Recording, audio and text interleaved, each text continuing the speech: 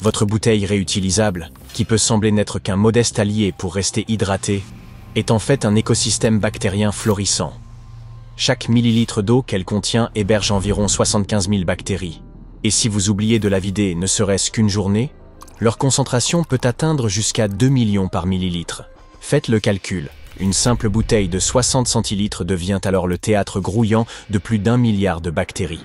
Cela dit, la majorité de ces minuscules occupants ne présentent aucun danger. Au contraire, ils nous sont souvent bénéfiques. Ceux qui colonisent notre système digestif, par exemple, facilitent l'assimilation des nutriments essentiels et des vitamines. Étant donné la relation que nous entretenons avec eux, notre système immunitaire ne les combat pas. Prenons l'exemple de Mansuke coli. Cette bactérie, généralement inoffensive, s'installe dans nos intestins quelques heures après la naissance. Pourtant, même les plus pacifiques peuvent devenir menaçantes si elles se retrouvent en mauvaise compagnie. Lorsque coli entre en contact avec des agents pathogènes ou des virus, elle peut se retourner contre vous, provoquant diarrhée, vomissements, fièvre et, dans les cas les plus graves, une déshydratation aiguë pouvant conduire à une issue fatale. Le simple fait d'abriter E. coli dans votre flore intestinale ne signifie pas pour autant que vous pouvez en consommer via l'eau que vous buvez, car les souches internes diffèrent de celles que l'on trouve à l'extérieur. En principe, un verre d'eau ne devrait contenir aucune trace de E. coli. Pourtant, les chercheurs ont constaté que 60% des bouteilles analysées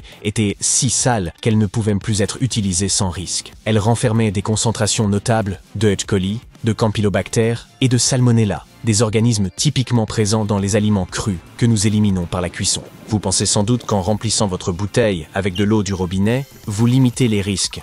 Or, pour les bactéries, c'est l'équivalent d'un palace. D'une part, elles se développent volontiers dans les conduites d'eau, d'autre part, elles prolifèrent autant dans les milieux chauds qu'à température ambiante. Vous vous dites alors, je vais me contenter d'eau bien fraîche? Mauvaise nouvelle. Le froid ralentit leur croissance, certes, mais ne l'interrompt pas. Et même si vous faisiez bouillir votre eau pour éliminer toute trace de germes, ce que personne ne fait, soyons honnêtes, votre bouteille redeviendrait un foyer bactérien en un rien de temps. Les endroits où vous emmenez votre bouteille peuvent considérablement aggraver sa contamination. Un passage aux toilettes, par exemple, revient à convier E. coli à un véritable bain de foule dans votre eau. Mais même en la déposant à l'extérieur, des bactéries d'origine fécale peuvent s'y introduire si vous négligez de vous laver les mains. Le fait d'emmener votre fidèle compagne d'hydratation en toutes circonstances explique pourquoi une simple gourde renferme 2 fois plus de germes qu'un évier de cuisine, jusqu'à 4 fois plus que la souris d'un ordinateur, et jusqu'à 14 fois davantage que la gamelle d'un animal domestique. Déjà écœuré? Restez avec moi, ce n'est pas terminé. Si vous utilisez une bouteille en plastique, il serait temps d'envisager une alternative plus salubre. Le plastique agit comme un aimant à microbes. Sa texture poreuse favorise leur adhésion et leur prolifération, formant un biofilm gluant, cette étrange sensation grasse au toucher. Il s'agit d'une colonie bactérienne. Par ailleurs, de nombreux contenants plastiques contiennent du bisphénol A, un composé chimique censé les renforcer, mais qui s'infiltre dans votre boisson, favorisant les maladies cardiovasculaires, le diabète et les perturbations hormonales. Et si vous êtes de ceux qui versent des jus ou des shakes protéinés dans leurs bouteilles, vous ne faites qu'y dresser un véritable festin pour les bactéries. Les sucres et les poudres protéinées stimulent leur prolifération et certaines d'entre elles, comme Chronobacter sakazaki, peuvent provoquer de graves infections urinaires. Il suffit d'interroger Kay Smith, une jeune femme ayant enduré durant des mois bronchite et sinusite, avant de découvrir que la coupable n'était autre que sa bouteille négligée. Lorsqu'elle se résolut enfin à la nettoyer, la moisissure qui s'y était développée formait un écosystème à part entière. Notre système immunitaire est généralement capable de contenir les bactéries nuisibles. Mais si vous l'inondez de microbes, vous risquez de subir, comme Kay Smith, une dysbiose. Les bactéries néfastes dominent alors les bénéfiques. Constipation, ballonnement, gaz nauséabond, votre flore intestinale tire la sonnette d'alarme?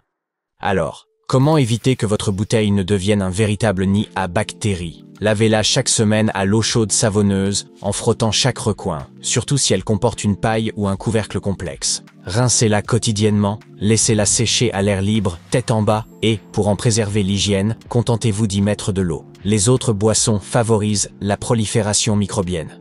Enfin, ne la partagez jamais. Votre bouche abrite quelques 600 types de bactéries qui, bien que sans danger pour vous, pourraient se révéler incompatibles avec le système immunitaire d'autrui. Pensez-vous que c'est terminé? Pas tout à fait.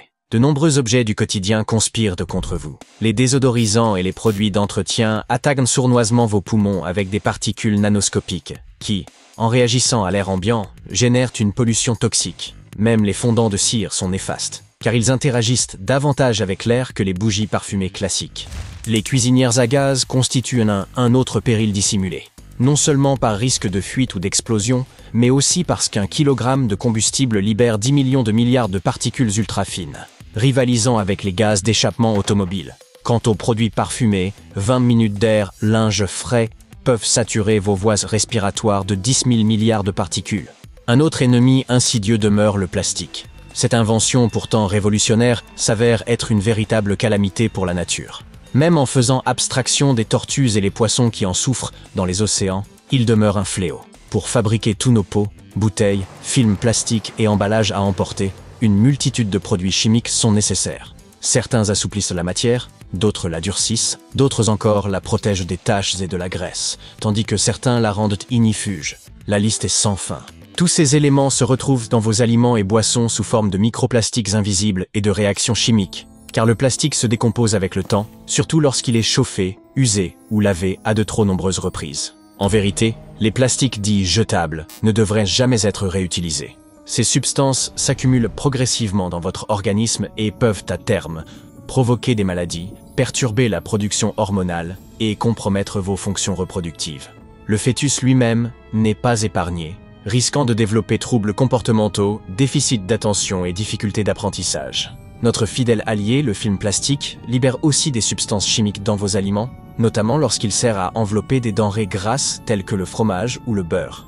Vous en doutez ? En 2014, des chercheurs ont détecté des composés dangereux dans le bœuf, le poulet et le porc vendus dans de nombreux supermarchés, uniquement parce qu'ils étaient conservés dans du film plastique. Tant qu'à évoquer le plastique, il convient d'aborder votre spatule noire ou votre plateau de sushi, éco-responsable. Ceux-ci contiennent souvent des retardateurs de flammes toxiques, hérités d'un recyclage imparfait qui transmet au plastique foncé des substances chimiques indésirables provenant de leur vie précédente. Par exemple, un ancien téléviseur devient un plateau à sushi, conférant à cet emballage ignifugé un caractère toxique. Ce constat illustre parfaitement combien les économies réalisées au détriment de la qualité, notamment lors du recyclage, s'avèrent toujours désastreuses.